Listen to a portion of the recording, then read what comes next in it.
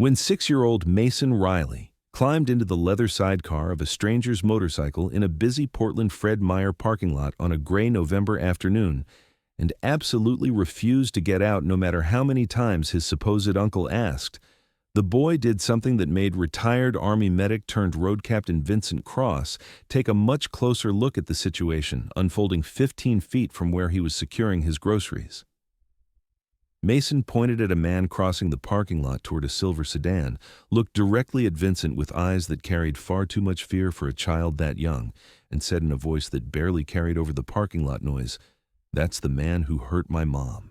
Those 6 words, spoken by a terrified child who'd chosen a motorcycle sidecar as his sanctuary, would set off a sequence of events involving 3 911 calls, a parking lot lockdown, and the discovery that what everyone assumed was a simple custody pickup was actually a planned abduction that had been set in motion 3 states away when Mason's mother had failed to show up for work that morning with a restraining order violation that was now escalating into something far more dangerous.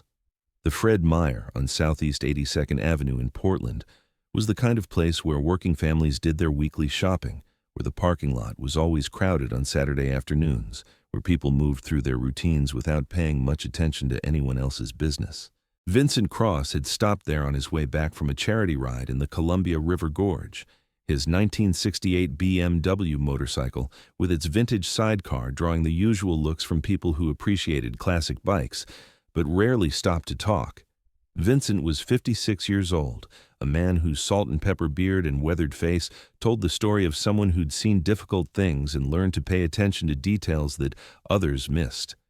He'd spent 22 years as an Army combat medic before retiring to Portland, where he'd joined the Cascade Guardians Motorcycle Club, a veterans organization that ran support programs and maintained a quiet but steady presence in communities that needed people who knew how to show up when things went wrong.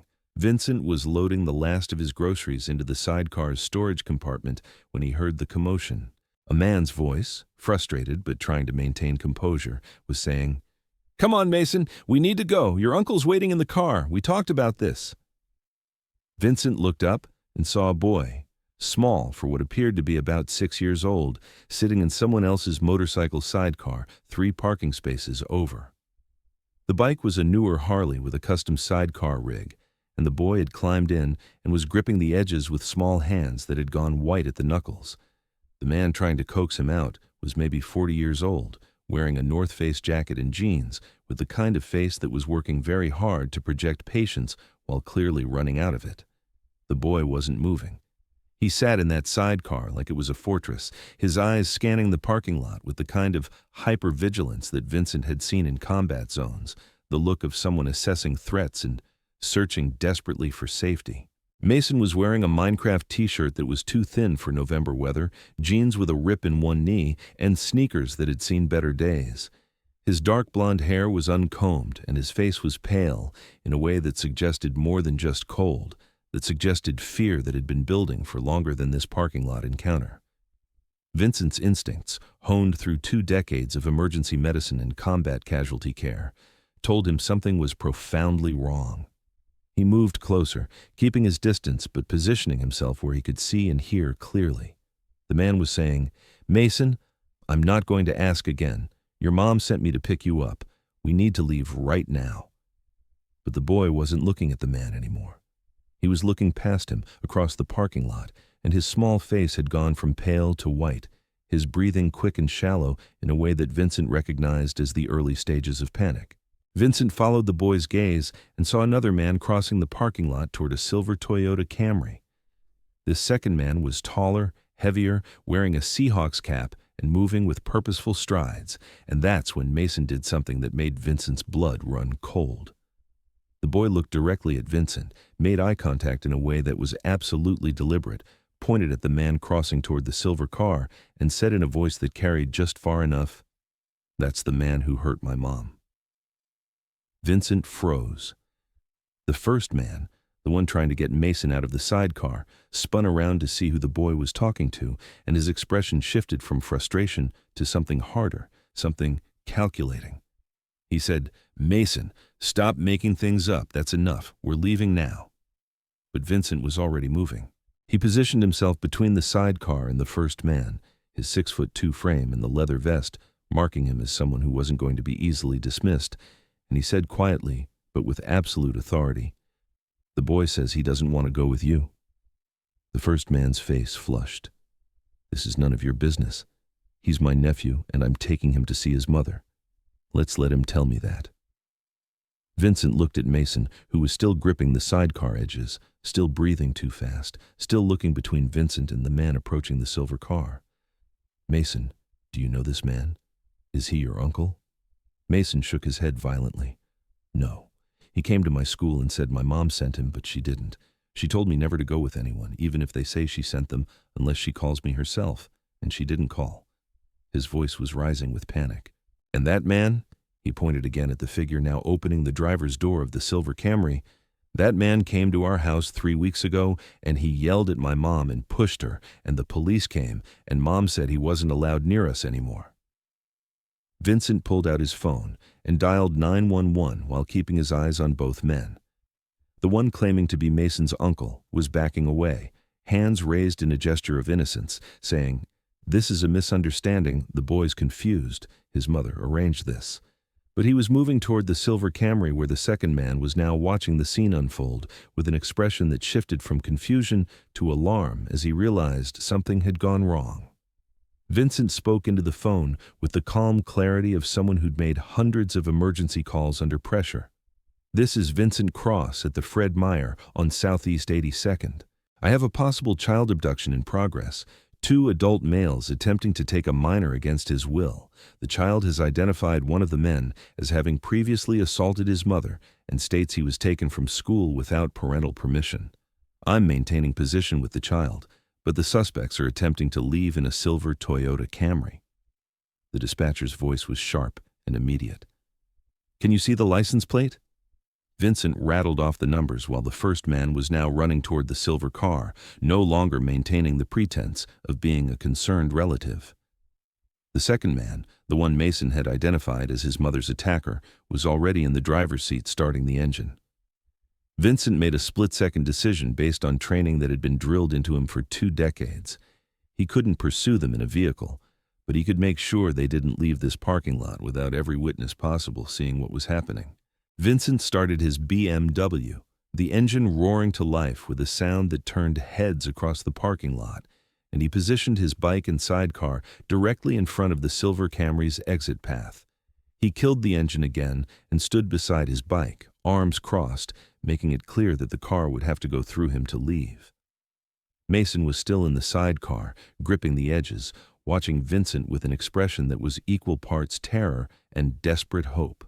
The silver Camry's driver laid on the horn, shouted something through the closed window, and then made the choice that confirmed everything Mason had said. He threw the car in reverse and started backing up fast, looking for another exit route, the kind of desperate maneuver that people make when they know they're caught and flight is the only option left. Vincent got back on the phone with dispatch and provided real-time updates while other shoppers were starting to notice the commotion, phones coming out to record, a couple of men in work clothes moving closer to see if help was needed.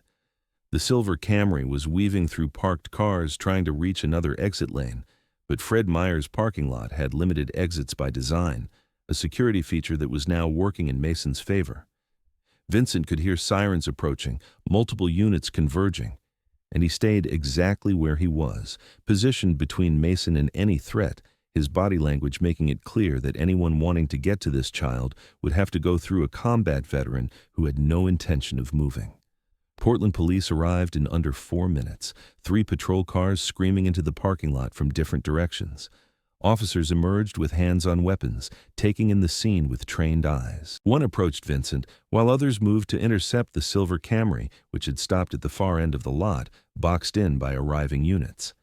Vincent raised his hands slowly, showing he wasn't a threat, and explained the situation in the clear, sequential way he'd learned reporting casualties in field hospitals. Child in my sidecar refused to go with 2 men claiming family connection, identified one as having previously assaulted his mother, stated he was taken from school without permission. Both men attempted to flee when I called 911. The officer looked at Mason, still sitting in the sidecar, and something in his professional demeanor softened slightly. He knelt down next to the boy, keeping his voice gentle. "Hey, buddy, I'm Officer Martinez. Can you tell me your name?" "Mason Riley." "How old are you, Mason?" "6. Where do you go to school?" "Bridger Elementary." "Who's supposed to pick you up from school? My mom or my grandma? Nobody else." "Did your mom say someone else could pick you up today?" Mason shook his head, tears starting to run down his face. "No, she always calls me if it's going to be different, and she didn't call." Officer Martinez looked up at Vincent with an expression that conveyed both gratitude and grim understanding. "You did the right thing. Stay here while we sort this out." Another officer was on the radio calling for CPS and requesting immediate contact with Bridger Elementary to verify Mason's enrollment and emergency contacts. A third was at the Silver Camry, where both men were being detained, their protests about misunderstandings and family matters falling on ears that had heard every version of those excuses before. It took 20 minutes for the full picture to emerge, 20 minutes during which Mason sat in Vincent's sidecar wrapped in an emergency blanket an officer had provided, drinking a juice box someone had grabbed from the Fred Meyer and slowly coming down from the adrenaline spike that had kept him rigid with fear. The story that emerged was worse than Vincent had initially thought. Mason's mother, Angela Riley, had filed a restraining order against her ex-boyfriend, David Keller, 3 weeks ago after he'd shown up at her apartment, drunk and violent. The order specified no contact with Angela or Mason, a standard protection that relied on compliance from someone who'd already demonstrated a willingness to use force. That morning, Angela had dropped Mason at school as usual and gone to her job at a dental office downtown. She hadn't shown up for work. Her supervisor had called her cell repeatedly with no answer. Mason had been called out of class by the school secretary, who said his uncle was there to pick him up for a family emergency. The man waiting in the office was someone Mason had never seen before, later identified as David Keller's cousin Gregory, who had no prior criminal record and whose face wouldn't have triggered any recognition from school staff who'd been briefed about David, but not extended family.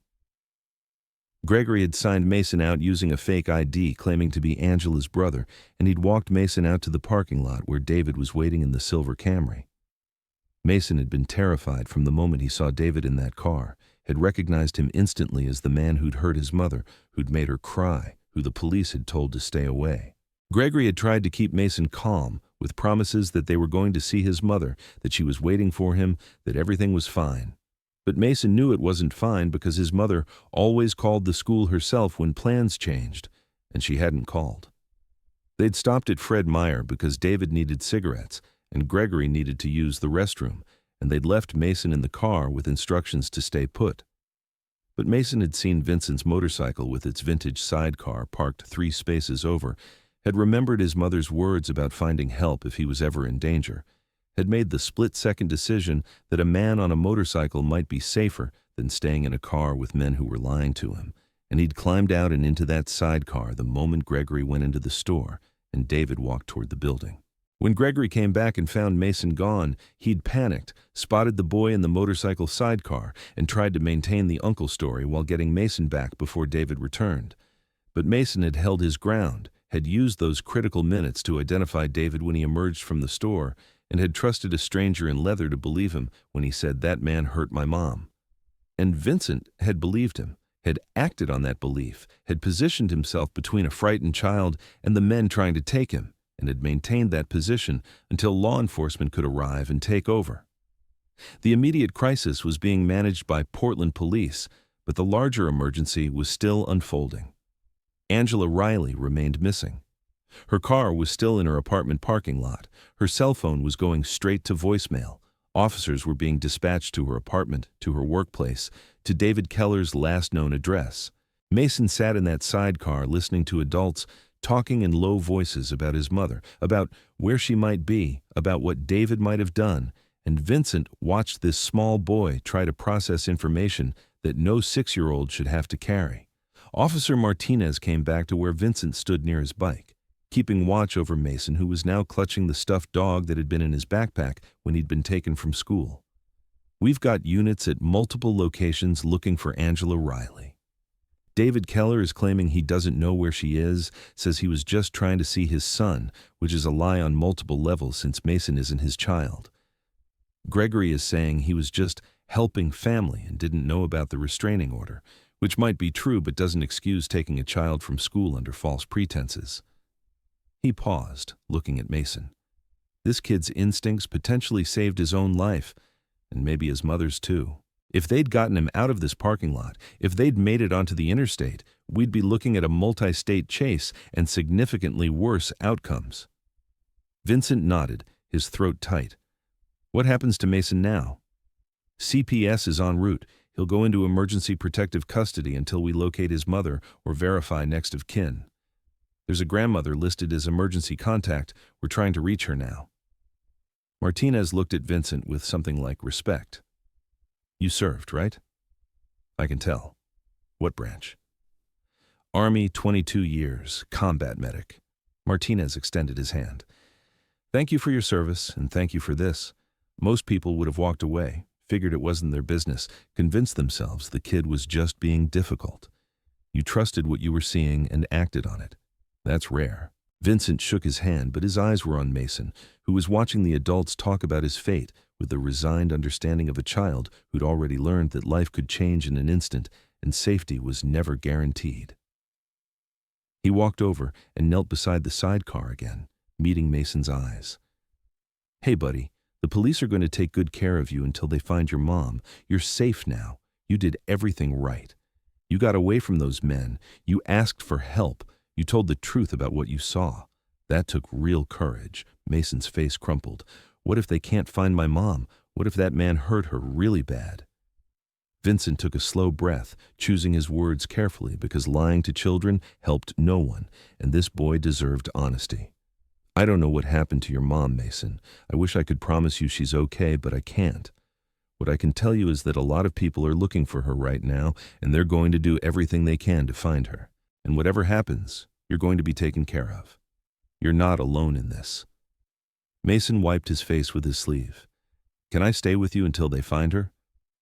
My grandma lives far away, and I don't know when she can get here, and I don't want to go with strangers again. Vincent's chest ached. I wish you could, buddy, but I'm not family, and the law says you need to be with official people who are trained to take care of kids in situations like this.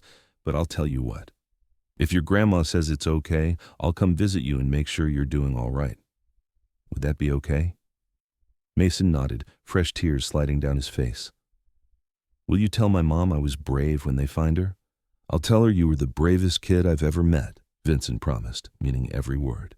A CPS caseworker arrived 30 minutes later, a woman in her 50s named Patricia Chen, who had the kind of calm competence that suggested she'd handled hundreds of these situations and understood how to make frightened children feel seen without overwhelming them.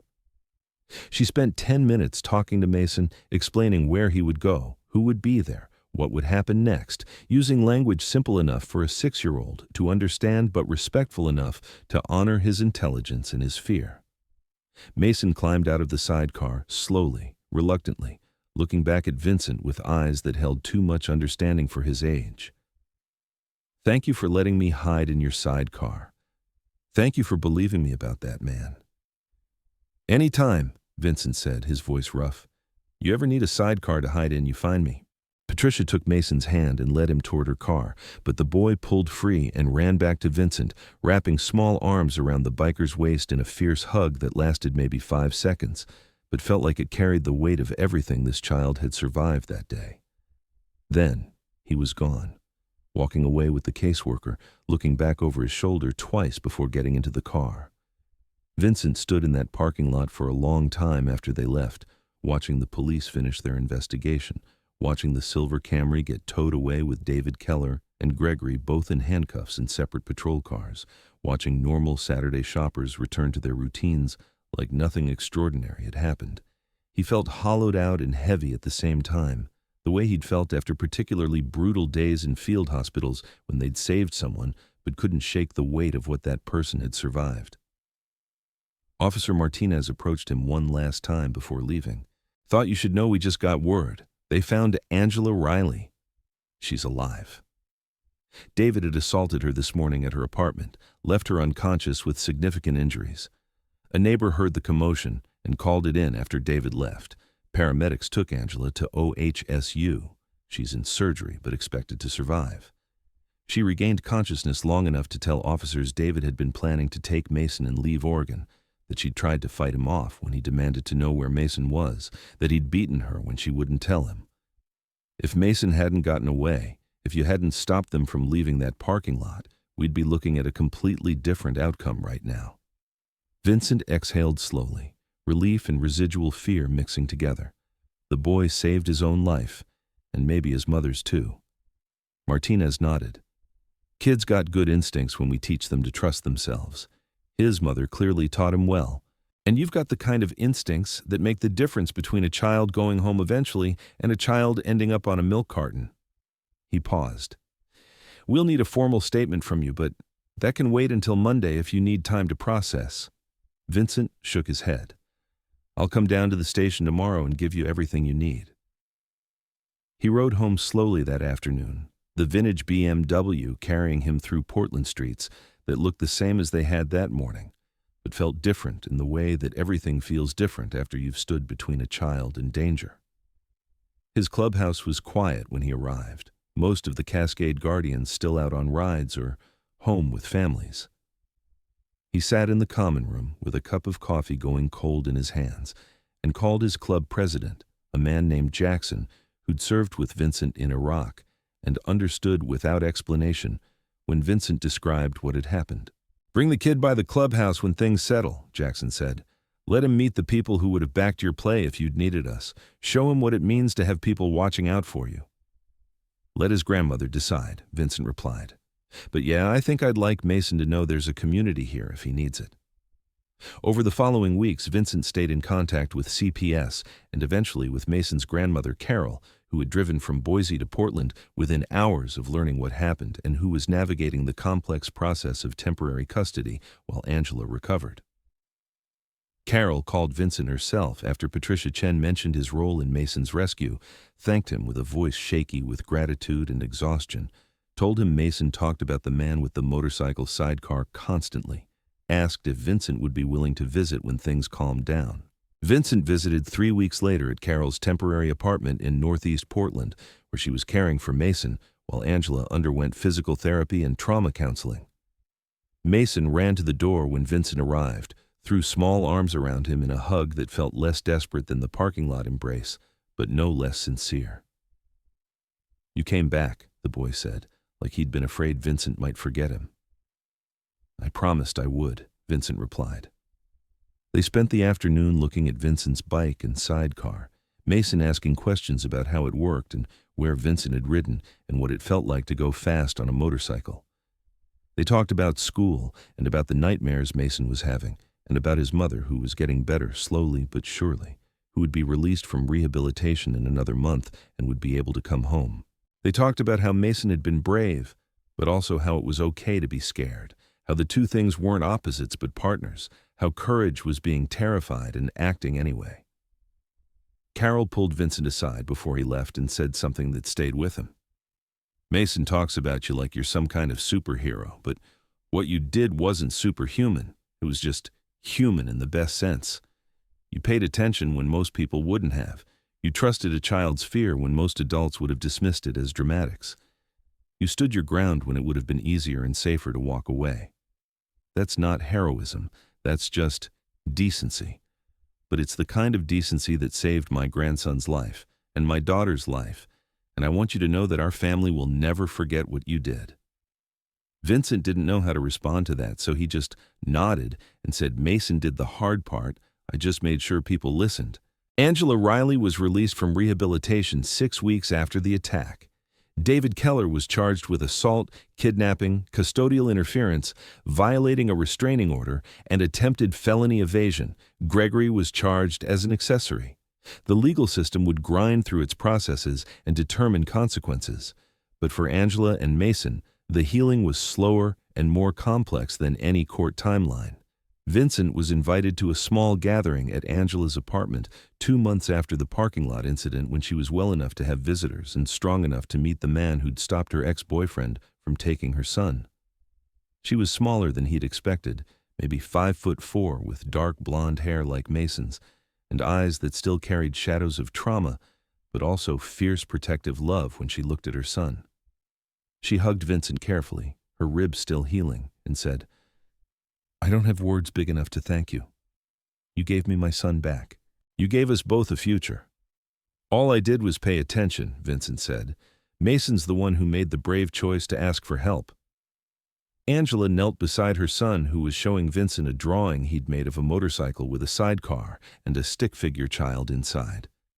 "My therapist says I need to teach Mason that asking for help is always okay, that trusting his instincts saved his life." She looked up at Vincent.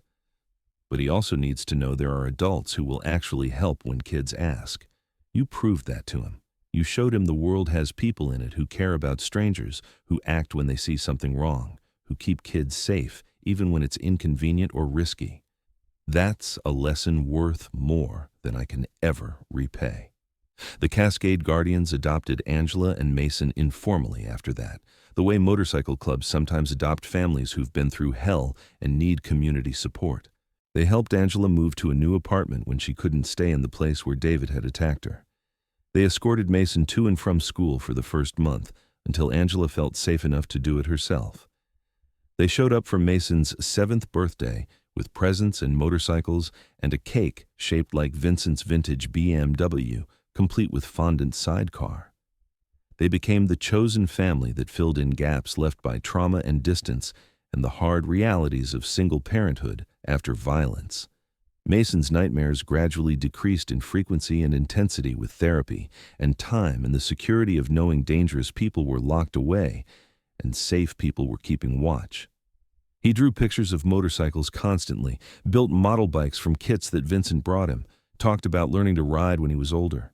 His mother enrolled him in a children's safety program that taught kids how to recognize danger, how to trust their instincts, how to ask for help from safe adults, even when the adults seemed intimidating.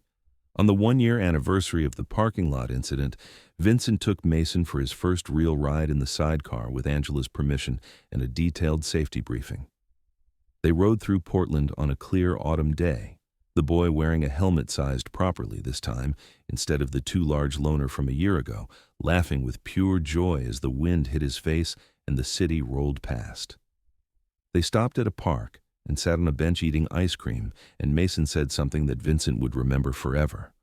"I learned something important that day in the parking lot. I learned that being scared is okay, that asking strangers for help can save your life, and that some people who look tough are actually the safest people to trust. My therapist says I have good instincts and I should always listen to them."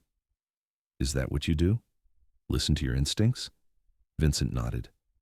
"That's exactly what I do.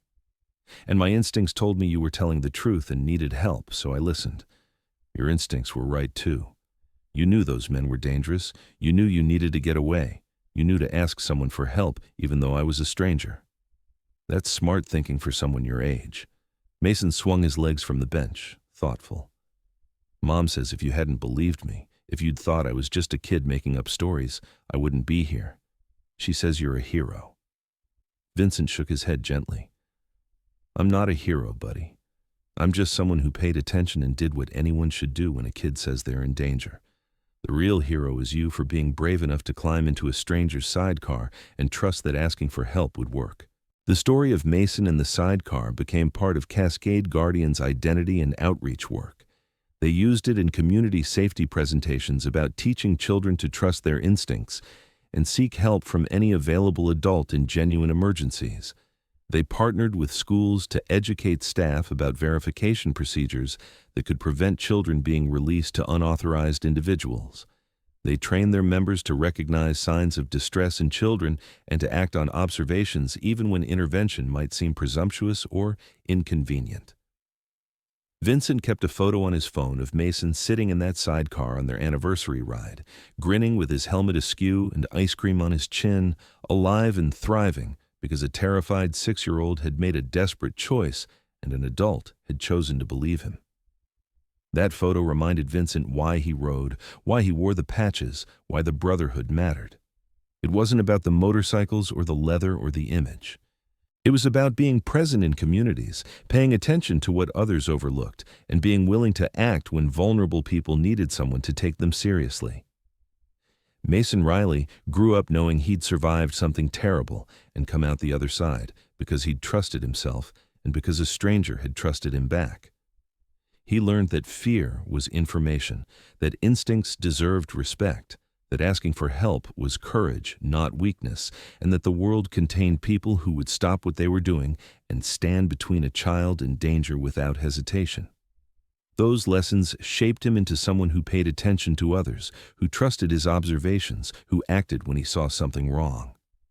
Angela Riley rebuilt her life piece by piece with therapy and community support and the fierce determination of someone who'd survived violence and refused to let it define her future.